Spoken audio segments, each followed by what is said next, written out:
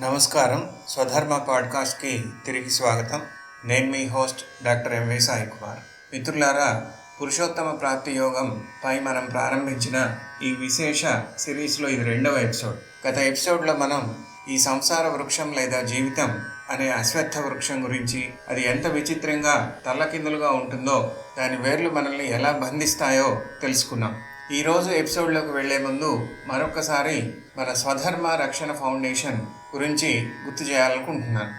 హైదరాబాద్ కేంద్రంగా మనం ప్రారంభించిన ఈ సేవా సంస్థ ద్వారా ఆధ్యాత్మిక జ్ఞానాన్ని పంచడమే కాకుండా చేతనైనంతలో అనాథులకు, వృద్ధులకు అన్నదానం, వరసదానం చేస్తున్నాం. అలాగే మన సంస్కృతిలో భాగమైన గోమాతలకి గ్రాసాన్ని అందిస్తున్నాం. జ్ఞానం అనేది ఆచరణలో ఉన్నప్పుడే దానికి విలువ ఉంటుంది.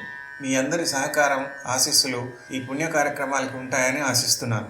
సరే, ఇక ఇవాటి అంశంలోకి వద్దాం. ఈరోజు మనం 15వ అధ్యాయంలోని 4, 5 మరియు 6 శ్లోకాలని కలిపి చర్చించుకోబోతున్నాం. పురుషోత్తమ ప్రాప్తి యోగంలో 4వ శ్లోకం చాలా కీలకమైనది. 3వ శ్లోకంలో అసంగ శస్త్రం, వైరాగ్యం అనే గొడ్డలతో సంసార వృక్షాన్ని ఛేదించాలని తెలుసుకున్నాం కదా. మరి ఆ చెట్టుని నరికాక మనం ఎక్కడికి వెళ్ళాలి, ఏం వెతకాలి అనే ప్రశ్నలకి ఈ శ్లోకం సమాధానం ఇస్తుంది. 4వ శ్లోకాన్ని చూద్దాం. తతః పదం తత్పరిమార్గితవ్యై యస్మిన్ గతాన నివర్తంతి భూయః తమేవ చాద్యం పురుషం ప్రపద్యే యతః ప్రవృత్తిః ప్రసృతా పురాణీ. తతః పదం తత్పరిమార్గితవ్యై యస్మిన్ గతాన నివర్తంతి భూయః తమేవ చాద్యం పురుషం ప్రపద్యే యతః ప్రవృత్తిః ప్రసృతా పురాణీ. కృష్ణ పరమాత్మ ఇక్కడ ఒక అద్భుతమైన మార్గాన్ని నిర్దేశిస్తున్నాడు. మొదటిది, ఆ పరమపదాన్ని వెతకాలి. తతః పదం తత్పరిమార్గితవ్యై.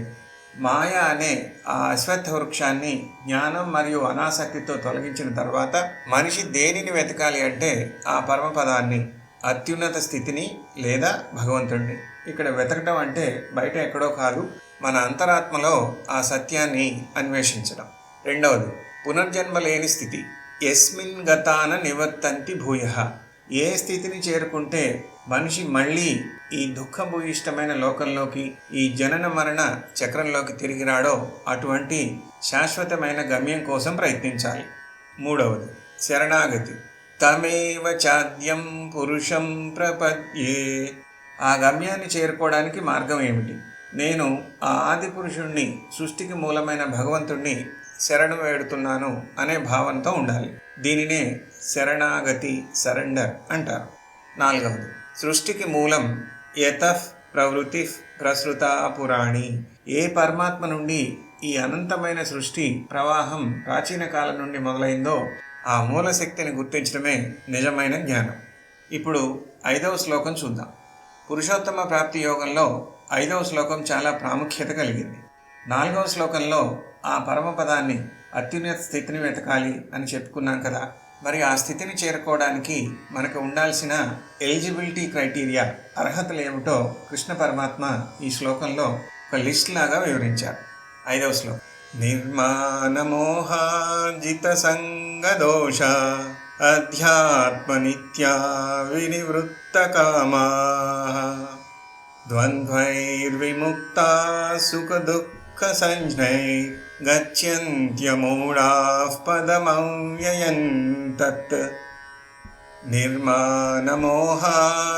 సంగదోష అధ్యాత్మ నిత్యా వినివృత్త కామాః ద్వంద్వైర్విముక్తా సుఖ దుఃఖ సంజ్ఞైర్ గచ్యంత్యమూఢాః పదమవ్యయం తత్.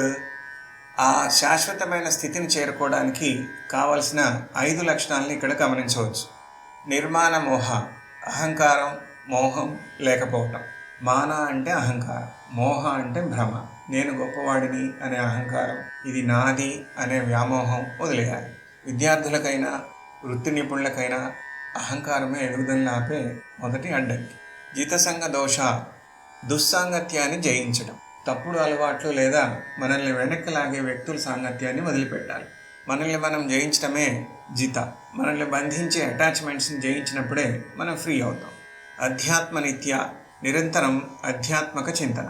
ఏదో వారానికి ఒకసారి కాకుండా నిరంతరం తన లోపల ఉన్న పరమాత్మను లేదా సత్యాన్ని స్మరించుకుంటూ ఉండాలి. సెల్ఫ్ అవేర్నెస్తో బతకాలి. వినివృత్త కామా, కోరికల నుండి విముక్తి. కోరికలు అసలు ఉండకూడదని కాదు, కానీ కోరికలకు మనం బానిసలు కాకూడదు. మనల్ని మనం కంట్రోల్ చేసుకునే స్థితిలో ఉండాలి. ద్వంద్వైర్ విముక్త, ద్వంద్వాలకి అతీతంగా ఉండటం. సుఖం వచ్చినా, దుఃఖం వచ్చినా, గెలుపు వచ్చినా, ఓటమి వచ్చినా రెండింటినీ సమానంగా స్వీకరించగలగాలి. ఈ ఈక్వానిమిటీ, స్థితప్రజ్ఞత ఉన్నవారే ఆ పరంపదాన్ని చేరుకుంటారు. ఈ లక్షణాలు ఉన్నవారే అమూఢ. అమూఢ అంటే మూఢుడు కానివాడు అని, జ్ఞానులు అని. వారు మాత్రమే ఆ అవ్యయం, శాశ్వతమైన స్థితిని పొందుతారని కృష్ణుడు చెప్తున్నారు. ఇప్పుడు 6వ శ్లోకాన్ని చూద్దాం. పురుషోత్తమ ప్రాప్తి యోగంలో 6వ శ్లోకం ఒక అద్భుతమైన విజువలైజేషన్. 4-5 శ్లోకాల్లో ఆ పరమపదాన్ని ఎలా వెతకాలి, దానికి ఉండాల్సిన అర్హతలు ఏమిటో తెలుసుకున్నాం కదా. మరి ఆ గమ్యం చేరుకున్నాక అక్కడ వాతావరణం ఎలా ఉంటుంది, ఆ ప్రదేశం ఎలా కనిపిస్తుంది అనే దానికి ఈ శ్లోకం ఒక సమాధానం. 6వ శ్లోకం. న తద్భాసయతే సూర్యో న శశాంకో న పావకః యద్గత్వా న నివర్తంతే తద్ధామ పరమం మమ. న తద్భాసయతే సూర్యో న శశాంకో న పావకః యద్గత్వా న నివర్తంతే తద్ధామ పరమం మమ. ఈ శ్లోకంలో కృష్ణ పరమాత్మ తన పరమధామం, అత్యున్నత నివాసం గురించి వివరిస్తున్నారు. మొదటిది, బాహ్యకాంతి అవసరం లేని చోటు. న తద్భాసయతే సూర్యో. మనం ఈ ప్రపంచంలో ఏదైనా వస్తువును చూడాలంటే సూర్యకాంతి లేదా చంద్రకాంతి లేదా అగ్ని, విద్యుత్ కాంతి అవసరం. కానీ భగవంతుడి నివాసానికి ఈ బాహ్య వెలుగులు ఏవీ అవసరం లేదు. ఎందుకంటే అది స్వయం ప్రకాశం. అంటే ఆ పరమాత్మ చైతన్యమే అక్కడ వెలుగుగా ఉంటుంది. రెండవది, వెనక్కి తిరిగి రాని స్థితి. యద్గత్వాన నివర్తంతే. ఏ స్థితిని లేదా ఏ ధామాన్ని చేరుకున్నాక మనిషి మళ్ళీ ఈ జనన మరణ చక్రంలోకి, ఈ బాధల లోకంలోకి తిరిగి రాడో అదే పరమాత్మ యొక్క శాశ్వత నివాసం. మూడవది, తద్ధామ పరమం మమ. అదే నా అత్యున్నతమైన నివాసం అని కృష్ణుడు చెబుతున్నారు. ఇక్కడ నివాసం అంటే ఏదో ఒక ఊరు లేదా భౌగోళిక ప్రదేశం అని కాదు. అది ఒక ఉన్నతమైన చైతన్య స్థితి, స్టేట్ ఆఫ్ కాన్షియస్నెస్. శ్రోతలారా, ఈరోజు మనం నేర్చుకున్నది ఒకటే. మనం ఒక గమ్యం వైపు వెళ్ళాలి అంటే మన దగ్గర ఒక పక్కా ప్లాన్ ఉండాలి. 4వ శ్లోకం మనకి గమ్యాన్ని చూపించింది. అదే సోర్స్, మూలం.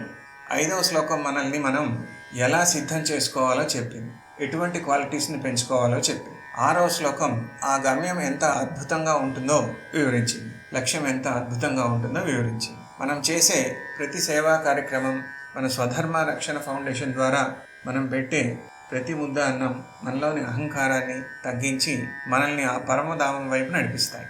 వచ్చే ఎపిసోడ్లో అసలు మనమంతా ఎవరు, ఆ పరమాత్మకి మనకి ఉన్న సంబంధం ఏమిటి, మమైవాంశో జీవలోకే అనే అద్భుతమైన శ్లోకం గురించి మాట్లాడుకున్నాం. అప్పటి వరకు సెలవు.